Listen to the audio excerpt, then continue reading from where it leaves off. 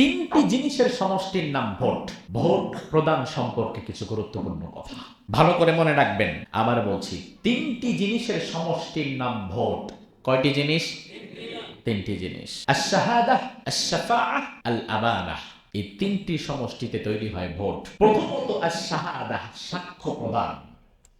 আপনি ভোট দিচ্ছেন মানে এই ব্যক্তি যে ভালো, এই ব্যক্তি যে আমানতদার, এই বিষয়ে তার প্রতি আপনি আপনার সাক্ষ্য প্রদান করছেন।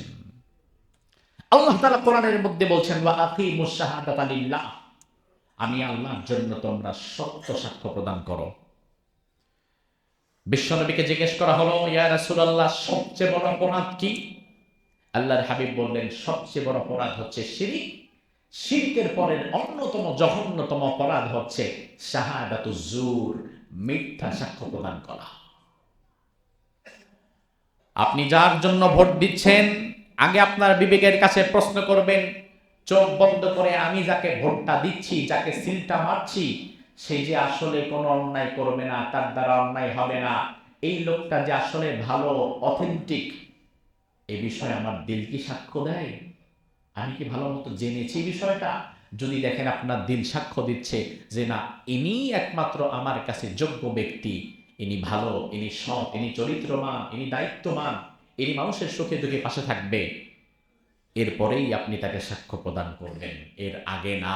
তার কারণ আপনি যদি মিথ্যা সাক্ষ্য প্রদান করেন, আল্লাহর আদালতে আপনাকে আসামির কাঠ করে দাঁড়াতে হবে। দুই নাম্বার হচ্ছে শাফাআহ, সুপারিশ, রিকমেন্ডেশন। যিনাকে আমি ভোট দিচ্ছি, ভোট দেওয়া মানে হচ্ছে আমি তার পক্ষে সুপারিশ করছি যেন তিনি পার্লামেন্টে যেতে পারেন। আমার সুপারিশের ভিত্তিতে তিনি যদি সংসদে যায়, তাহলে সেখানে আমার একটা সুপারিশ তাকে এগিয়ে দিল।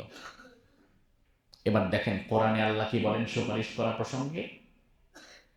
রব্বুল আলামিন বলেন, মান ইয়াশফা শাফাআতান হাসানাতান ইয়াকুল লাহু নাসীবুম মিনহা ওয়া মান ইয়াশফা শাফাআতান সাইয়্যাতান ইয়াকুল লাহু কিফলুম মিনহা। তোমরা যদি কোনো এমন মানুষের জন্য সুপারিশ করো যে মানুষটা কোনো ভালো কাজ করেছে তোমার সুপারিশ পাওয়ার পরে, তাইলে ওই মানুষটা যত ভালো কাজ করবে, ওই ভালো কাজের সব তাকে সুপারিশ করে এই পথে যারা এনেছে তাদের আমলনামায় তুলে দিবেন কে? আল্লাহ। আবার আল্লাহ বললেন, এমন কোন মানুষের পক্ষে যদি তোমরা সুপারিশ করো, তোমাদের সুপারিশ পেয়ে ক্ষমতাবান হয়ে এসে যদি 10টা অন্যায় কাজ করে, তাইলে তাকে এই পর্যন্ত আনতে যেহেতু তোমার সুপারিশটাও কাজে লেগেছে, তার অন্যায় কাজে মূলত তুমিও সহযোগী ছিলে, এই জন্য তার অন্যায় 10টা কাজের মধ্যে আল্লাহ তাআলা তোমারও শামিল করে দিবেন। কোরআনের আয়াত।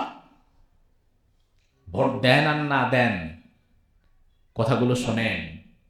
আপনার সুপারিশ যদি এমন কোন ব্যক্তির পক্ষে চলে যায়, যে ব্যক্তি ক্ষমতায় যাওয়ার পরে হাজার হাজার কোটি টাকা দুর্নীতি করে কানাডার বেগম পাড়ায় বাড়ি বানালো, আমেরিকায় বাড়ি করলো, নিজের সন্তানদেরকে সব বাহিরে সেটেল করে দিল, আপনি পাইছেন কি? আপনি হয়তো পেলেন 500 টাকা, আর ওই বেটা এজন্য এমপি হয়ে যা খুশি তাই করে ফেলছে, তার সারা জীবনের সকল পাপাচার, অনাচার আর দুর্নীতির একটা ভাগ আপনার উপরেও চলে এলো, অথচ আপনি এই 500 টাকা পাওয়ার পরে জীবনে কোনোদিন আর তার দেখাও পান নাই। তাহলে আপনার তো টোটালটাই লস। আপনার সুপারিশ যেন এমন কারো পক্ষে না যায়, আল্লাহর দরবারে আদালতে আপনাকে জবাব দিতে হবে, শাস্তি পেতে হবে, অন্যথায় কোরআনের আয়াত মিথ্যা হয়ে যাবে। কোরআনের আয়াতে আল্লাহ বলেছেন, এই জন্য শাফাআত, যাকে ভোট দিচ্ছেন আপনি তার পক্ষে মূলত শাফাআত করছেন, সুপারিশ করছেন, যে লোকটা যোগ্য। বুঝে শুনে করেন, বুঝে শুনে করেন। 3 নাম্বার হচ্ছে আল আমানাহ। আপনি যাকে ভোট দিচ্ছেন, আপনি মূলত তাকে ভোট শুধু না, আপনি ভোট দেওয়ার মাধ্যমে আপনার একটা আমানত আপনি তার কাছে দিয়ে দিলেন। এই ভোট আপনার আমানত, আমার আমানত, আপনাদের আমানত। যাকে দেওয়া হচ্ছে আপনি মূলত বিশ্বাস করে আপনি ভেবেছেন, ধরে নিয়েছেন এই লোকটা যোগ্য, এই জন্য তাকে আমানত দিয়েছেন। আল্লাহ কোরআনে বলছেন, ইন্নাল্লাহা ইয়া'মুরুকুম আন তু'আদ্দুল আমানাতি ইলা আহলিহা, তোমরা আমানতকে তার যথাযথ হকদারের কাছে দাও, অপাত্রে দান করো না। আল্লাহর হাবিব হাদিসের মধ্যে বললেন, ইদা দুনিয়াতিল আমানাহ ফান্তাদিরিস সাআহ, যখন আমানত বিনষ্ট হবে তখন কিয়ামতের অপেক্ষা করো। সাহাবায়ে কেরাম বললেন, কাইফা ইয়াদাতুহা ইয়া রাসূলুল্লাহ, আমানত আবার বিনষ্ট হয় কিভাবে? রাসূল বললেন, ইদা উসিদাল আমরু ইলা গায়রি আহলিহি ফান্তাদিরিস সাআহ, যখন দায়িত্ব দেওয়া হয় অযোগ্য কোনো ব্যক্তির কাছে তখন আমানতকে বিনষ্ট করা হয়, আর তখন ধরে নিবা কিয়ামতের আর বেশি দেরি নাই। আমার একটা কথা, সামনে কোরআন আছে, চ্যালেঞ্জ করে বলার মতো হিম্মত আছে। একটা কথা কোরআন হাদিসের বিরুদ্ধে গেছে, আপনি প্রমাণ করে দেন। একটা কথা কোরআন হাদিসের দলিলের বিরুদ্ধে বলেছি, আপনি প্রমাণ করে দেন। এ যাবৎকালে যতগুলো কথা বলেছি প্রত্যেক কথার শেষে হয়তো আয়াত, নয়তো হাদিস, নয়তো কোরআন হাদিস, দুইটার দলিল আছে না নাই? আমি আমার দায়িত্বে গাফিলতি করছি না। আমার দায়িত্ব ছিল আপনার কাছে পৌঁছে দেওয়া। ভাই, আমার কাছে আপনার জবাব দেওয়া লাগবে না। আল্লাহ রাসূলকে বলছেন, ইন্নামা আলাইকাল বালাগ ওয়া আলাইনাল হিসাব, আপনার দায়িত্বটা প্রচার করা, আর হিসাব নেওয়ার দায়িত্ব তো আমার। আমার কাছে হিসাব দিতে হবে না, কিন্তু আল্লাহর দরবারে দেওয়া লাগবে না। এই মূল্যবান আমানত নামক ভোটকে স্বল্প মূল্যে বিক্রি করে দেয় এমন মানুষ কি বাংলাদেশে আছে না নাই? কম না বেশি? বেশি। আহারে, নির্বাচনের আগের রাতে হাটে ফোন দিবেন, নির্বাচনের আগের রাতে একটা মাঝারি ছাগল বিক্রি হয় 20,000 টাকা, আর নির্বাচনের আগের রাতে মানুষ মাথা পিছু বিক্রি হয় 500 টাকা। নাই এমন দৃশ্য? লজ্জা থাকা দরকার। আপনার দাম আপনি ছাগলের চেয়ে কমাইছেন, তা আপনার ভাগ্যে কাঁঠাল পাতা ছাড়া আর কি জুটবে? আপনার দাম তো আপনি নিজের ছাগলের চেয়ে কমিয়ে ফেলেছেন।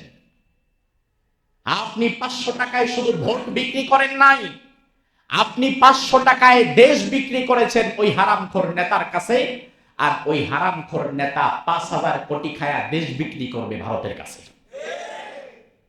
প্রতি বছর 5 বছর পর পর নির্বাচনে এটাই চলে, আমরা দেশটাকে নিলামে তুলে স্বল্প মূল্যে বিক্রি করে দিয়ে চলে যাই।